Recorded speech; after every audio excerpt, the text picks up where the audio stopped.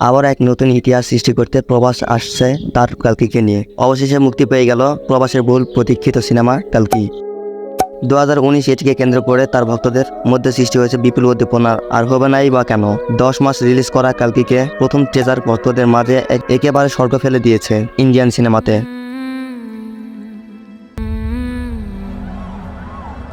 এতটা অসাধারণ graphics, VFX, visual এর আগে কখনো দেখা যায়নি। 1 মিনিট 16 সেকেন্ডের টিজার এই পর্যন্ত দেখা হয়েছে প্রায় 45 মিলিয়নেরও বেশি।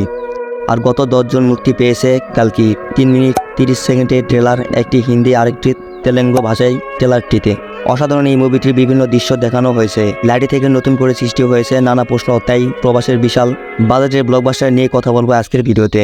কালকি 2898 এডি নাম শুনলে মনে হয় ভবিষ্যৎ কোনো এক অল্প আর্থিকটাই। এটি একটি সায়েন্স ফিকশন মুভি, আমাদেরকে নিয়ে যাবে ভবিষ্যতের কোনো এক রোমাঞ্চকর জগতে। সিনেমাটির গল্প আবর্তিত হবে 1898 সালে এক পৃথিবীকে কেন্দ্র করে, যেখানে প্রযুক্তি আর মানবজাতির মধ্যে সংঘর্ষের গল্প করবে এক সাহসী বীর যোদ্ধা। পৃথিবীকে বাঁচানো বাজারের দিকে গভীর হতে চলেছে ভারতীয় চলচ্চিত্র ইতিহাসের সবচাইতে ব্যয়বহুল সিনেমা। এই ফিল্মের বাজেট হচ্ছে 600 কোটি রুপি, অর্থাৎ প্রায় $72 মিলিয়ন।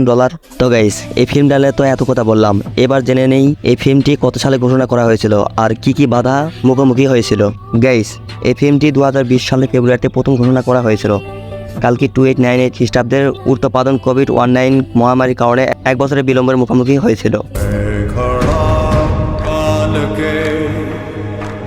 শেষ পর্যন্ত 2021 সালের জুলাই মাসে রামোজি ফিল্ম সিটি হায়দ্রাবাদের একটি ভবিষ্যৎ সেটের চিত্রগ্রহণ শুরু হয়। কালকি 2898 এটি সবচেয়ে ব্যয়বহুল ভারতীয় চলচ্চিত্র।